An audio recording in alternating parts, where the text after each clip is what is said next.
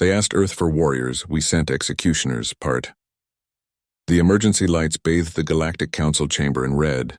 12 species sat around the circular table, and every single one of them looked terrified. Ambassador Thalris stood at the center, his forearms trembling as he displayed the latest reports on the holographic screen. 3 more worlds, he said quietly. The Vren swarm consumed 3 more colony worlds this week.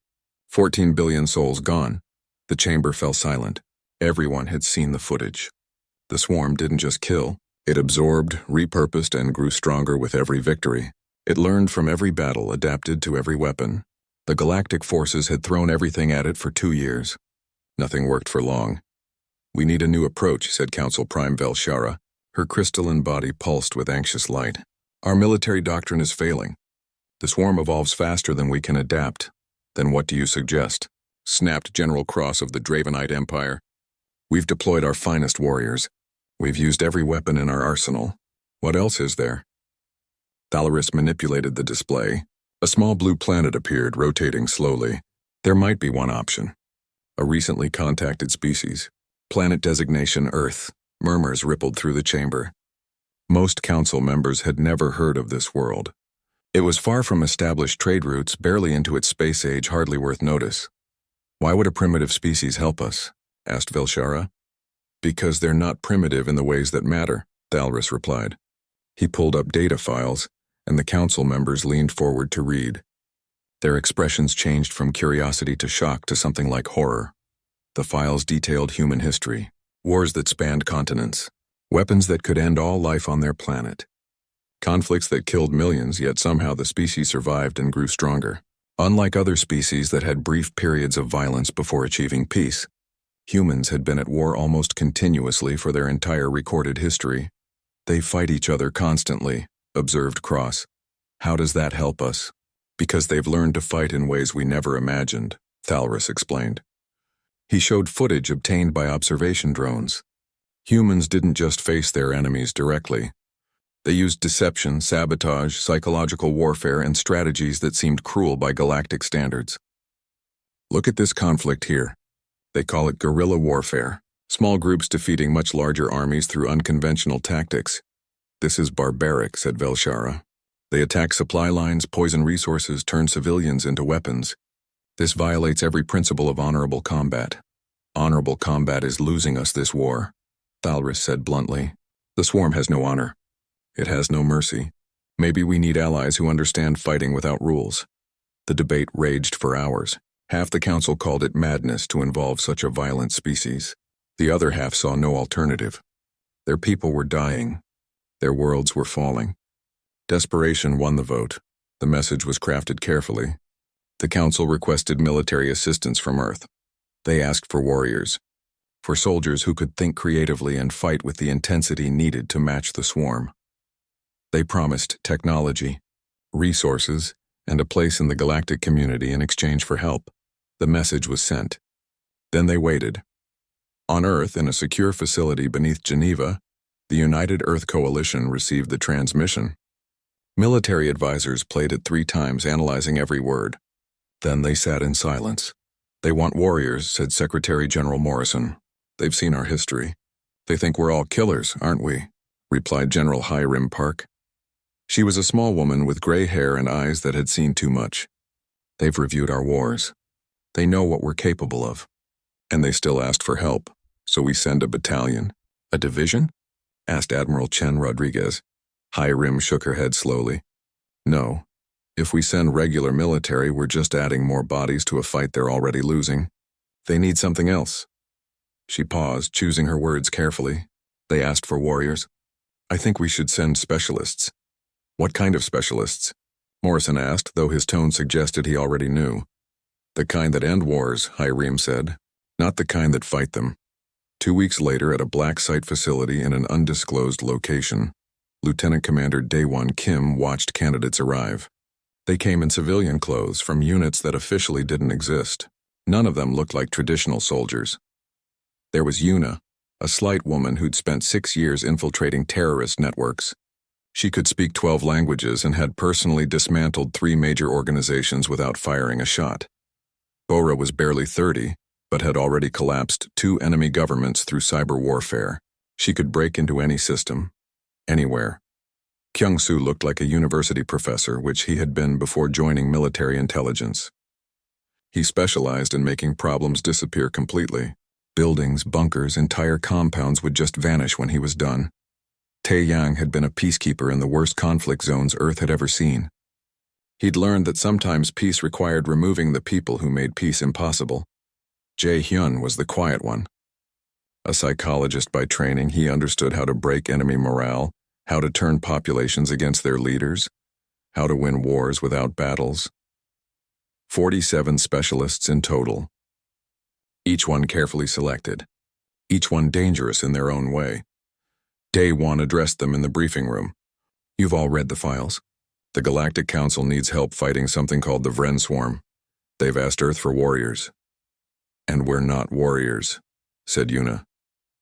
It wasn't a question. No, Daewon agreed. Warriors fight. You solve problems. The galaxy has a problem. They don't know it yet, but they don't need more fighters. They need people who know how to end things. What are the rules of engagement? Asked Tae-yang. Daewon pulled up the Galactic Warfare Convention on the screen. Pages and pages of rules about honorable combat, treatment of enemies, acceptable weapons. He let them read for a moment, then closed the file. Those are their rules, he said. Our rules are simpler. End the threat. Protect the innocent. Come home alive. In that order. Bora raised her hand. They're going to hate us, aren't they? Probably, Daewon admitted. They want heroes. They want brave warriors fighting noble battles. He looked at each of them. That's not what you are. You're tools. Precise, efficient tools designed to eliminate problems. They asked for Earth's best at warfare. What they're getting is Earth's best at ending wars. There's a difference, Jae-hyun observed. A big difference, Daewon agreed. Warriors fight until they win. You eliminate until nothing's left to fight. The Galactic Council doesn't understand that distinction yet. They will. The specialists looked at each other. They'd all made peace with what they were long ago. They weren't heroes. They were the people heroes called when the problem was too dirty for clean solutions. When do we leave? Asked Kyung-soo. 3 days, Daewon replied. Colonel Hiram will command the mission. Pack light. We don't know how long we'll be gone. As the meeting ended and the specialists filed out, Yuna lingered. Commander, they asked for warriors. Are we really going to pretend that's what we are? Daewon smiled, but there was no humor in it. No, we're going to show them exactly what we are. They asked Earth for help?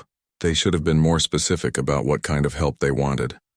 3 days later, the human contingent boarded the transport ship. As Earth grew smaller behind them, none of them looked back.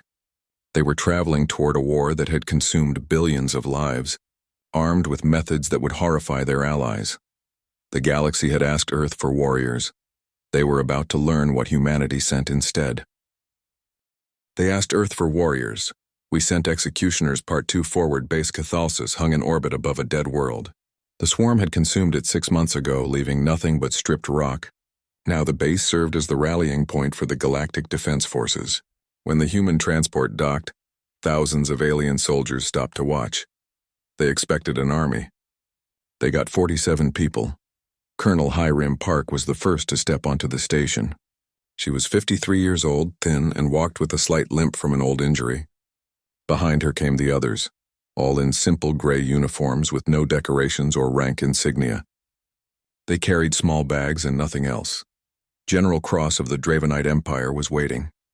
He stood 3 meters tall, covered in armored scales with 4 arms that could crush steel. He looked down at Hiram and frowned. This is Earth's contribution? He rumbled. 47. Researchers? Specialists, Hiram corrected politely. We're here to help end the war. We need warriors, not analysts, Cross said. Where are your soldiers? Your weapons? Your battle fleets? We are the weapon, Hiram said simply. Show us the tactical data, please. The briefing room was designed for large galactic species, making the humans look like children sitting around an enormous table. Hiram's team spread out, each one focusing on different aspects of the information. Yuna studied swarm communication intercepts. Bora examined their technology. Kyung-soo analyzed their infrastructure.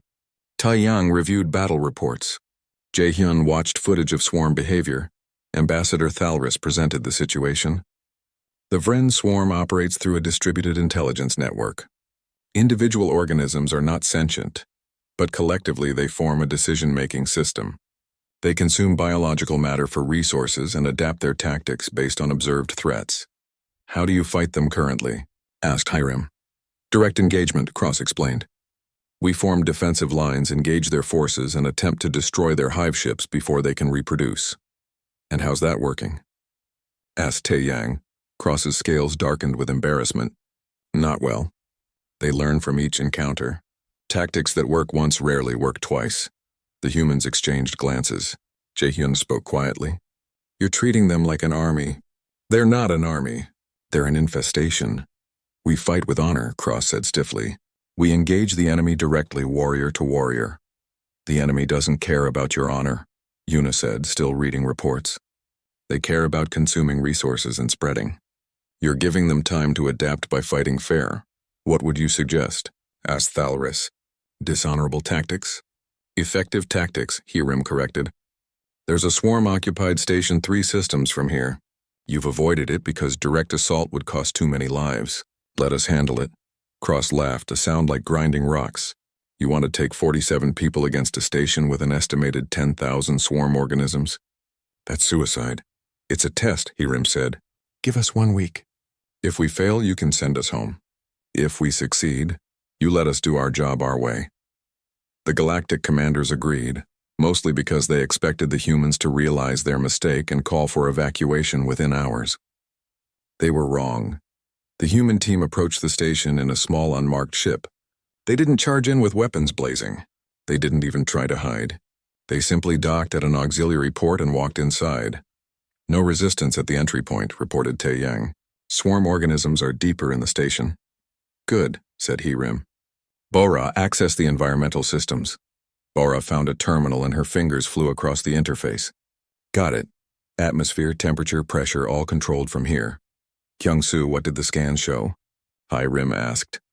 Swarm reproduces through spore distribution, he said, reading from his datapad. They need specific temperature and humidity levels for the spores to remain viable. Outside those parameters, reproduction stops. Can we weaponize that? Asked Yuna. Kyung-Soo smiled. It wasn't a nice smile. Already working on it. Over the next 6 hours, the human team moved through the station like ghosts. They didn't fight the swarm. They avoided it entirely using service corridors and maintenance shafts.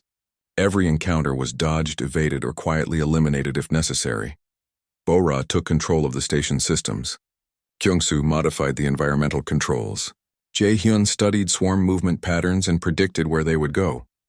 Tae-Yang sealed critical sections. Yuna established escape routes. Finally, Hiram gave the order. Do it, Bora pressed a button. Throughout the station, the temperature dropped. Humidity spiked. Then chemical compounds that Kyung-Soo had introduced into the air filtration system began to circulate. The swarm didn't notice at first. The changes were subtle, but the compound was designed specifically based on their biology. It didn't kill them directly. It interfered with their ability to process certain proteins. Within 2 hours, swarm organisms began to weaken. Within 4 hours, they started dying. By hour 6, the station was silent. The human team walked back to their ship without firing a single shot. Behind them, 10,000 swarm organisms lay dead, their bodies already beginning to decompose. When they returned to forward base Cathalsis 8 hours after departing, General Cross was waiting at the airlock with weapon drawn. What did you do? He demanded. Completed the mission, Hiram said calmly. The station is clear. You can reclaim it whenever you want. Our sensors detected no weapons fire. No explosions. No fighting. Cross's voice shook. The swarm simply died. All of them. Yes, said Hiram. That was the objective. How? Asked Thalris, who had joined them. How did you kill them all without fighting? Yuna stepped forward. We studied their biology, found a weakness in their reproductive cycle, introduced a compound that disrupted their protein synthesis. They died of system failure. You poisoned them. Thalris said slowly. You created a biological weapon. We created a solution, Yuna corrected. You asked us to clear the station. It's clear. This is not warfare, Cross roared. This is... This is extermination. Yes, Hiram said, it is. You asked Earth for help ending this war. Did you think we'd show up and fight the same way you've been fighting? That's already failing. We're here to try something different. This is dishonorable, Thalris said quietly. The swarm never saw you coming. They had no chance to fight back. Good, said Taeyang. Fair fights are for sports. This is survival. The news spread through the galactic forces like wildfire. The humans had cleared a swarm station without losing a single person. Without firing a shot. Without giving the enemy a chance to adapt or respond. Some soldiers were impressed. Most were disturbed. In the barracks, alien warriors whispered about the humans. They didn't look dangerous. They didn't carry impressive weapons. They didn't boast or train or show any of the behaviors expected of warriors. They just sat quietly, studying data, making calculations, and occasionally speaking in low voices. One Kelthani soldier worked up the courage to approach Jae-hyun. Are all humans like you? He asked. Jae-hyun looked up from his datapad. Like me, how? So cold. So calculating. The soldier's feathers ruffled nervously. You killed 10,000 swarm organisms and you don't even seem to care. I care, Jae-hyun said. I care that the swarm was consuming innocent people. I care that this war was killing billions. I care about ending the threat, he paused. What I don't care about is whether the swarm thinks I fought fairly. Dead is dead. The method doesn't matter. The soldier backed away, frightened by something he couldn't quite name. That night, Ambassador Thalris called an emergency council meeting. We made a mistake, he told the assembled leaders. We asked Earth for warriors. We thought we understood what that meant. What did we get instead? Asked Velshara. Thalris pulled up the footage from the station. We got people who don't fight wars. They erase them. They don't seek victory. They seek total elimination of the threat. He looked at the council members. They're not warriors. They're something else. Something colder. Should we send them home? Someone asked. Can we? Cross countered. They're the only ones who've actually succeeded against the swarm. The council argued for hours. But in the end, they reached an uncomfortable conclusion. They needed the humans. They hated what the humans did and how they did it. But they needed results. And Earth had sent people who delivered results. The next morning, Hiram received new orders. The galactic forces were giving the humans operational freedom for 3 more missions. If they continued to succeed, the partnership would continue. Hiram gathered her team. They're afraid of us, she said. Good, said Bora. Fear means respect. Fear means they'll get rid of us the moment we're no longer useful, Yuna countered. Hiram nodded. Probably. So let's make ourselves very useful. We have 3 missions to prove that our way works. After that, she shrugged. We'll see if the galaxy can stomach what it takes to actually win this war.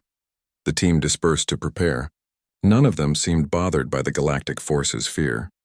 They'd seen this reaction before, on Earth, from people who wanted problems solved but didn't want to know how.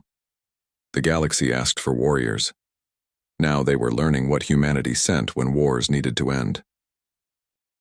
They asked Earth for warriors. We sent executioners. Part 3. The Vren swarm was learning. After 3 successful human operations, it started changing its behavior. Swarm organisms began testing their environment for biological agents. They varied their reproduction patterns. They even started avoiding areas where humans had previously operated. It's afraid, Jae-hyun observed, watching movement patterns on his screen. Look at this. The swarm is showing avoidance behavior. It's never done that before. Is that good or bad? Asked Taeyang. Both, Jae-hyun said. Fear makes enemies unpredictable, but it also means we're winning. The 4th mission came 3 weeks later. A swarm fleet was approaching a civilian station with 200,000 inhabitants. Galactic forces were still mobilizing when Colonel Hiram received the distress call. We can evacuate the civilians, she told Commander Taeyang. But there's not enough time to save the station itself. Taeyang studied the data. The station was 300 years old, home to priceless cultural artifacts and historical records. It represented centuries of Kelthani civilization. We can rig the station to explode after evacuation, he said. Deny it to the swarm, Hiram nodded. Start the evacuation. I'll inform the Galactic Command. Admiral Voresh of the Kelthani fleet was horrified. You want to destroy Heritage Station? That's our history, our culture. Your history will be consumed by the swarm if we don't, Hiram said. We can save the people or save the building. Not both. There must be another way, Varesh insisted. Give us time to mount a defense. You don't have time, Taeyang said, showing him the calculations. The swarm arrives in 6 hours. Full evacuation takes 4 hours. That leaves 2 hours to set charges and get clear. If we try to defend instead, the swarm will take the station and kill everyone on it. I'm ordering you to stand down, Varesh said. We will not destroy our own heritage. Hirim looked at him for a long moment. Then she turned to Taeyang. Begin evacuation. Prepare demolition charges. That's a direct violation of my orders, Varesh shouted. Your orders will get 200,000 people killed, Hirim said calmly. I'm not going to let that happen. The evacuation went smoothly. Human teams moved through the station, guiding civilians to transport ships. Every person was accounted for and removed. Meanwhile, Kyung-soo placed charges in critical structural points. Admiral Varesh tried to countermand the evacuation multiple times. Each time, the humans politely ignored him and continued working. 4 hours later, the last civilian transport departed. Taeyang armed the charges. The human team left on the final ship. Heritage Station exploded in complete silence. Its 300 years of history reduced to debris. The swarm fleet arrived 30 minutes later to find nothing but wreckage. They circled the debris field once, then moved on to find easier targets. 200,000 Kelthani lives were saved. Their cultural heritage was gone. The Galactic Council convened an emergency session. Ambassador Thalris presented formal charges against Commander Taeyang and Colonel Hirim for destruction of protected cultural sites and disobeying direct orders from Allied command. You had no right, Thalris said, his voice shaking. That station stood for 3 centuries. It survived wars, disasters, and political upheaval, and you destroyed it in an afternoon. Colonel Hirim stood before the council. She showed no emotion. The station was already lost. The swarm would have taken it. We saved the only thing that could be saved. You saved bodies, said Velshara. But you killed our soul. That station was who we are. With respect, Hirim said, you're still here to remember it. If we'd tried to defend the station, the swarm would have consumed everyone on it. Then you'd have no people and no station. You don't understand, Thalris said. We're not like humans. We don't see everything as a simple calculation. Some things are worth dying for. Are they worth letting 200,000 civilians die for? Asked Yuna, who had joined Hirim. Because that's what you're saying. Your culture was more important than their lives. The council chamber erupted in angry debate. Half the representatives demanded the humans be sent home immediately. The other half pointed out that Taeyang had made the right tactical decision, even if it was culturally insensitive. The trial lasted 3 days. In the end, Taeyang was found guilty of disobeying Allied command but was not punished because his actions had saved lives. It was a compromise that satisfied no one. That night, the human team gathered in their quarters. The mood was dark. They hate us, said Bora. Even the ones who admit we were right, they hate us. They asked for results, Taeyang said bitterly. We're giving them results. They just don't like the cost. Because they've never had to make these choices, Jae-hyun said.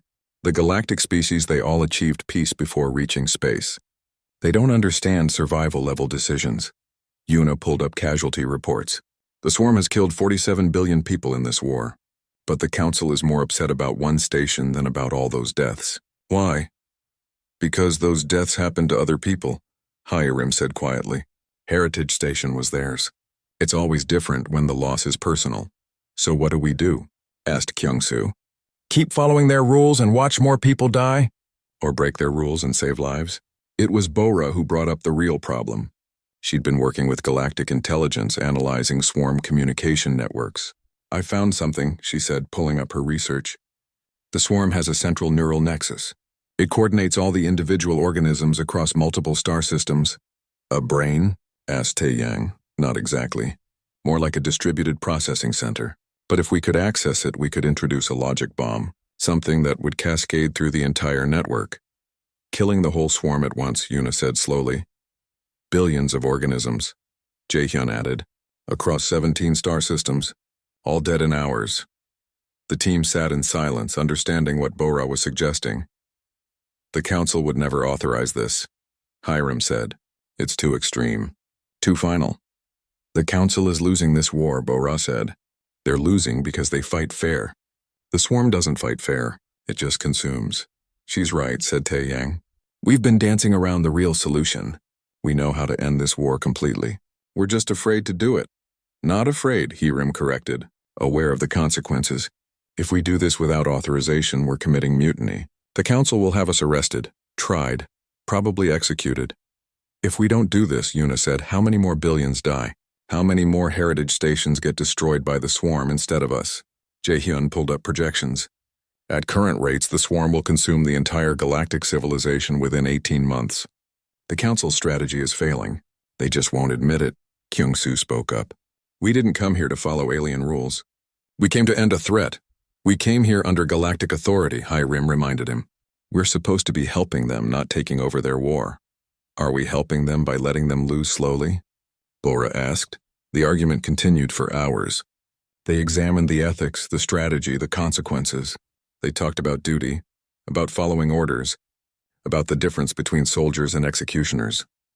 Finally, as dawn approached on the station's artificial day cycle, Colonel Hiram made her decision. We'll present the plan to the council, she said. Give them the option to authorize it. If they refuse, she paused, then we'll have another conversation. The next day, Bora presented her findings to the Galactic Military Command. She explained the neural nexus, the logic bomb, the projected outcome. The room went silent when she finished. You're talking about genocide, Admiral Varesh said finally. The complete elimination of the Vren swarm. I'm talking about ending the war, Bora corrected. By killing billions of organisms, Thalris said, some of which may be developing sentience. We've detected unusual behavior patterns that suggest higher intelligence emerging in some swarm clusters. They've killed 47 billion sentient beings, Yuna said. At what point does their potential sentience matter less than the actual sentience they're destroying? The council debated for 2 days. In the end, they voted against the operation. The reasoning was simple. They couldn't authorize genocide even against an enemy. It violated their most fundamental principles. Colonel Hiram accepted the decision without argument. She gathered her team and delivered the news. The council said no, she told them. The operation is not authorized. The team exchanged looks. They all understood what she wasn't saying. So we're going home? Asked Tae-yang. We're going to follow our orders, Hiram said carefully. Earth sent us here to end the war. That's our mission. The council has made their position clear. Now we need to decide if we're soldiers following Allied command, or if we're something else. That night, the human team held a vote. It was unanimous. They hadn't come to the galaxy to be warriors. They'd come to solve a problem. And there was only one way to solve it. This will end our relationship with the Galactic Council, Hiram warned them. They'll see it as betrayal. We'll be criminals. We'll be criminals who ended the war, said Kyung-soo. We'll be executioners, Jae-hyun said quietly. That's what we are. We just keep pretending to be something else. Hiram looked at each of them, 47 people who had accepted.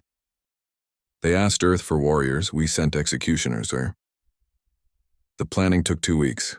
Bora refined her logic bomb, making it more efficient, more deadly. Kyung-soo mapped infiltration routes through the swarm's primary hive construct. Hae-1, the team's best infiltration specialist, studied guard patterns and security systems. Every detail was checked 3 times. Colonel Hiram submitted routine reports to Galactic Command, marking the operation as training exercises. It wasn't quite a lie. They were training for the most important mission of the war. The council just didn't know about it. We're really doing this, Tae-yang said the night before launch. It wasn't a question. We are, Hiram confirmed. Last chance to back out. Anyone wants to withdraw, no judgment. No one moved. The operation began at 400 station time. The human team boarded a small stealth ship, one they'd quietly modified over the past weeks. It slipped away from forward base Cathalsis without clearance, navigating through debris fields and dead zones to avoid detection. Galactic sensors will notice we're gone eventually, said Bora. Let them, Hiram said. By the time they figure out where we went, it'll be too late to stop us. The swarm's primary hive construct was located in a system the galactic forces had declared off limits. Too dangerous, too heavily defended. It was a massive biological structure, part ship and part organism, housing the neural nexus that coordinated swarm activities across 17 star systems. Approaching it was suicide. Everyone knew that. The humans approached it anyway. Swarm sensors are sweeping, reported HFY. They're looking for traditional energy signatures. Our modifications are working. They don't see us as a threat. Yet, added Kyung-soo. They docked at a maintenance port using codes Bora had extracted from captured swarm vessels. The airlock opened into darkness. The interior of the hive construct was organic, walls pulsing with biological processes, the air thick with chemical signals. Breathing masks on, ordered Hi-Rim. Don't touch anything you don't have to. The team moved in two groups. Kyung-soo and Haiwan led the infiltration team toward the neural nexus. Hi-Rim, Bora, and Taeyang stayed with the ship, ready to provide support or escape if things went wrong. Inside the hive, Kyung-soo and Haiwan navigated by the blueprints Bora had constructed from sensor data. The passages were tight, warm, and disturbingly alive. Swarm organisms moved through the structure, but they ignored the humans. The breathing masks filtered out the chemical markers that would have identified them as threats. "This is too easy," whispered one of the team members. "It won't be easy at the Nexus," Haiwan replied. "That's where security will be highest." She was right. As they approached the central chamber, swarm organisms became more numerous and more alert. These weren't mindless drones. These were specialized defenders, more intelligent and more dangerous. "Can't avoid them," Kyung-soo said. "We'll have to go through." What followed was brutal and quick. The human team used weapons designed for silence and efficiency. Swarm defenders died without raising alarms. Their bodies dissolved with chemicals that left no trace. It wasn't a battle. It was extermination performed with surgical precision. 15 minutes later, they reached the neural nexus chamber. It was beautiful in a horrible way. A vast space filled with pulsing neural tissue, glowing with bioluminescent light. Millions of connections stretched between nodes, processing information at incredible speed. This was the brain of the swarm, the central intelligence that had killed billions. Bora's voice came through the communications link. "I'm seeing the feed from your camera. You need to find the primary input node. It should be the largest cluster, probably near the center." Haiwan scanned the chamber. Found it. Moving in. Getting to the central node required crossing exposed space. If any swarm organisms entered the chamber, they'd be seen. But they'd come too far to stop now. Haiwan reached the node and pulled out a small device. Bora had spent weeks programming it, cramming a simple piece of code that would multiply and spread through the neural network like a virus. "Uploading now," Haiwan said. Connecting the device. Time seemed to slow. The upload took 90 seconds. 90 seconds where any swarm organism could have discovered them. 90 seconds where the fate of the war hung on a single connection. The device beeped softly. "Upload complete. It's in," Haiwan confirmed. "Disconnecting. Get out of there," Hi-Rim ordered. "Fast as you can." The team retreated, moving quickly now that stealth was less important than speed. Behind them, the logic bomb activated. It was elegant in its design, rewriting basic operational protocols and introducing contradictions that the swarm intelligence couldn't resolve. They reached the ship with minutes to spare. As they undocked and accelerated away, Bora monitored the results. "It's working," she said quietly. "The cascade has begun." Across 17 star systems, the Vren swarm began to die. It wasn't instant. The logic bomb spread through the neural network over hours, reaching every connected organism. Individual swarm units started showing signs of confusion. They stopped coordinating. They made mistakes. They attacked each other. Within 6 hours, swarm vessels were drifting powerlessly. Hive constructs went dark. Ground forces collapsed. The unified intelligence that had made the swarm so dangerous simply stopped functioning. Within 12 hours, organisms began dying as basic biological functions failed. Within 24 hours, the war was over. The galactic forces watched in stunned disbelief as their enemy of 2 years simply ceased to exist.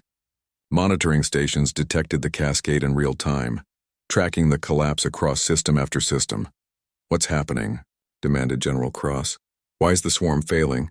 His analysts worked frantically, trying to understand. Then someone checked the tracking data for human ships. "Sir," the analyst said hesitantly. "The human team. They're not at their assigned location. Where are they?" "They were in the dead zone, near the swarm's primary hive." Cross understood immediately.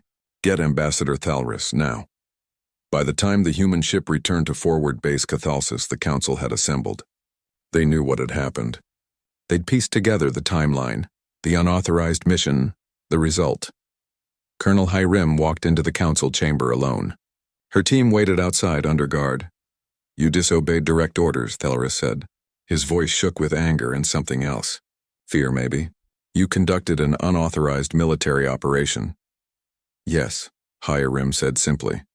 "You deployed a weapon against a species without council approval." "Yes." "You've committed genocide," Velshara said. "The complete eradication of the Vren swarm." "Yes," HFY said for the third time. The chamber fell silent. They'd expected excuses, justifications, anything but simple admission. "Why?" asked Cross. "Why did you do this?" "Because you asked us to end the war," HFY said. "That's what we did." "We asked you to help us fight," Thalaris said, "not to make decisions for us." "You were losing," HFY said. "Your strategy was failing. The swarm was winning. We had a solution and you refused it, so we implemented it anyway. That's not your decision to make." Velshara's crystalline body flashed with angry light. "Someone had to make it," HFY said, "and we were the only ones willing to do what was necessary."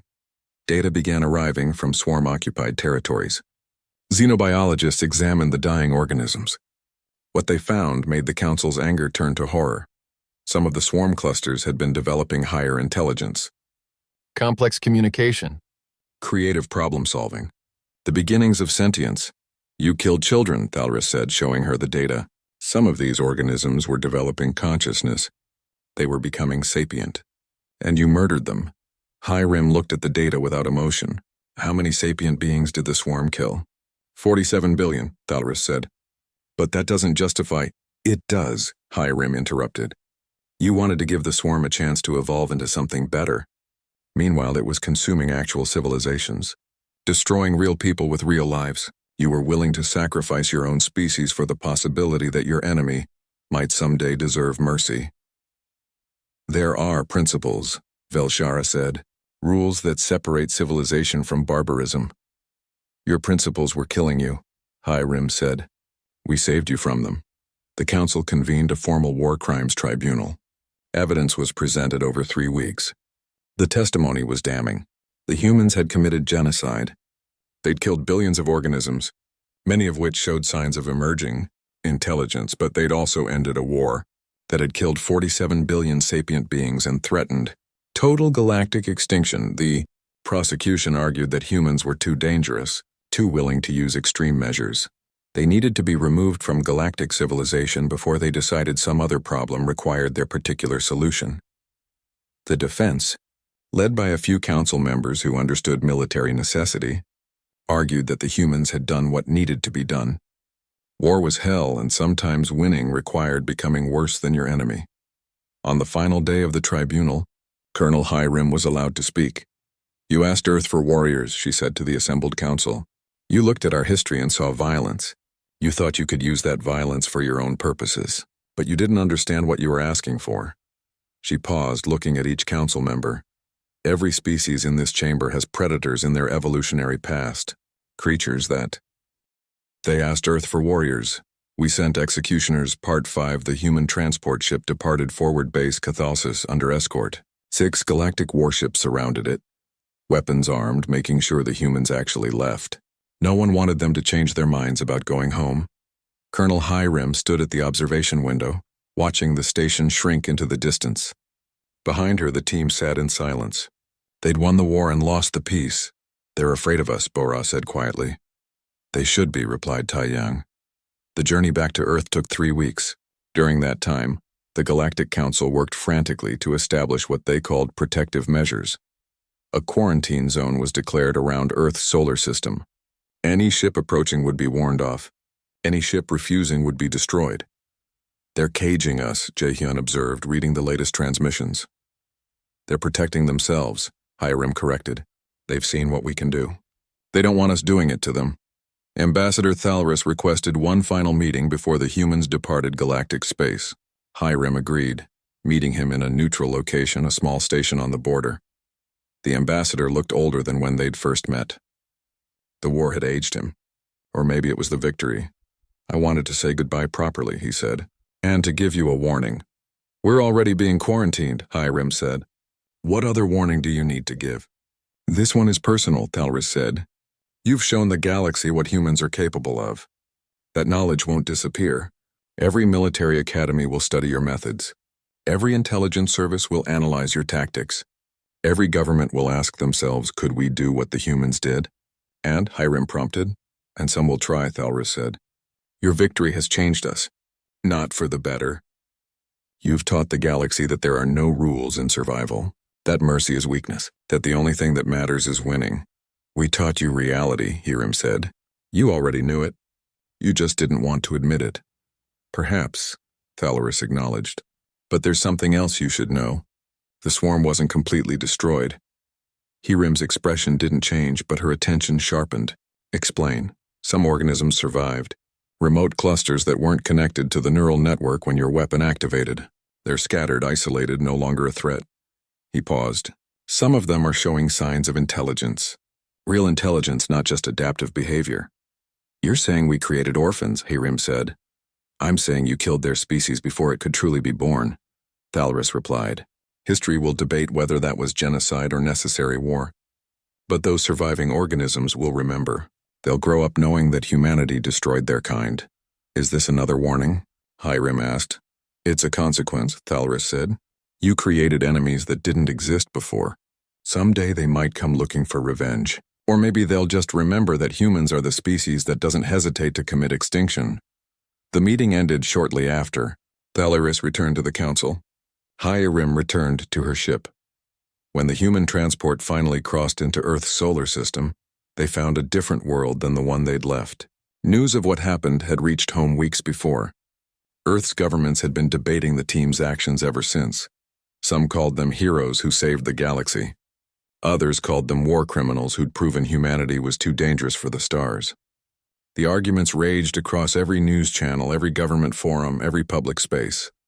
The team was debriefed at the same facility where they'd been selected. Secretary General Morrison met with Hiram privately. The Galactic Council wants assurances that Earth won't attempt to expand beyond our quarantine zone, he said. And what did you tell them? Hiram asked. That we'd comply, Morrison said. For now. But Hiram, you need to understand something. What you did out there, it's changed everything.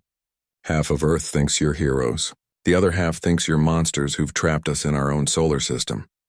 What do you think? Hiram asked. Morrison was quiet for a long time. I think you did what I sent you to do. I think you ended the war the only way it could be ended, and I think the galaxy is right to be afraid of us. The team was disbanded. Each member returned to their previous lives, or tried to. But they'd changed. They'd shown the galaxy and themselves what humans were capable of when pushed to the edge. Bora went back to cybersecurity, but her work felt trivial now. She'd written code that killed billions. What was stopping a few hackers compared to that? Kyung-soo returned to teaching, but his students' questions seemed meaningless. They worried about grades and careers while he remembered dismantling a species. Jae-hyun tried to return to psychology, but he couldn't help analyzing everyone through the lens of what he'd learned. Every patient was a potential threat or asset. Every conversation was a tactical exercise. They'd become what the mission required. They couldn't go back to being anything else. 10 years passed, the quarantine zone held. Galactic ships avoided Earth's solar system. Human ships were restricted to their own territory. Official contact ceased, but information still flowed. And the information painted a troubling picture. The galactic civilization had changed. They'd learned from humanity's example. Wars became more brutal. Military doctrine shifted from honorable combat to effective elimination. Species that used to negotiate now used weapons that ended conflicts permanently. The galaxy had learned humanity's lesson too well. They'd become more like humans and they hated themselves for it. In the Sol system, now General Hiram Park worked at Earth's Defense Command. She was 53 when she left Earth. She was 63 now, still analyzing threats, still preparing for the war that might come. Her staff brought her reports about galactic activities. She read them all, watching the patterns, seeing the changes. They're becoming like us, her aide observed. No, Hiram said. They're becoming what they think we are. There's a difference. Is there? The aide asked. Hiram didn't answer. The warning came on a Tuesday. New threat detected in Sector 447. Unknown hostiles consuming galactic outposts. Adapting to all countermeasures. Estimated casualties in the millions and rising. The Galactic Council debated for 3 weeks while their people died. The new enemy was different from the swarm, but just as dangerous. More dangerous, maybe, because it learned from the swarm's mistakes. Proposals were made. Strategies were discussed. Nothing worked. Finally, in a closed session, a junior ambassador made a suggestion that filled the chamber with silence. Perhaps we should contact Earth. The debate that followed was fierce. Half the council refused to even consider it. The other half couldn't see an alternative. Last time we asked for warriors, Velshara said. She was older now, her crystalline structure dimmed by age and worry. They sent executioners. If we ask again, knowing what they are, what might they send? Does it matter? Asked a young Kelthani representative who'd lost family in the new attacks. Our people are dying. Earth has the skills to stop it, and what happens after? Demanded Thalris. He was elderly now, but his voice still carried weight. We invite them back. They solve our problem. Then what? Do they leave? Do we trust them to leave? Do we trust ourselves to survive without them? The Kelthani shot back. The vote never happened. The council couldn't reach consensus. Some wanted Earth's help. Others would rather die than ask for it again. But in the Sol system, the monitoring stations detected everything. They saw the distress signals. They tracked the casualties. They watched the galactic civilization struggle with a threat it couldn't handle. General Hyarim read the reports. She didn't wait for an invitation. Contact the team, she said. Everyone who's still alive and able. Her aide looked shocked. Ma'am, we haven't been asked for help. The quarantine is still in effect, I know, Hyarim said. That's why we need to be ready. Over the next week, 32 of the original 47 team members reported for duty. Some were older, slower. Others had new skills, new specializations. All of them understood why they'd been called. The galaxy has a new problem, Hiram told them. They haven't asked for our help. They probably won't. They're too afraid of us. So why are we here? Asked Bora, now 40 years old and still as sharp as ever. Because the job isn't about them anymore, Hiram said. It's about us, about what we are and what we do. Executioners, Taeyang said. He was gray-haired now, but still dangerous. No, Hiram corrected. We were executioners when we followed someone else's sentence. Now we decide who needs judgment. The team looked at each other. They understood what she was saying. They'd crossed a line 10 years ago. Now she was suggesting they cross an even bigger one. You're talking about intervening without permission, Jae-hyun said, acting independently, becoming the judge and executioner. I'm talking about doing what needs to be done, Hiram said. The galaxy asked for our help once, we gave it. They didn't like how we helped, so they locked us away. Fine. But we can still see what's happening out there. We can see people dying because the galaxy is too afraid to ask for our help and too proud to accept it even if we offer. And you want to help anyway, Bora said.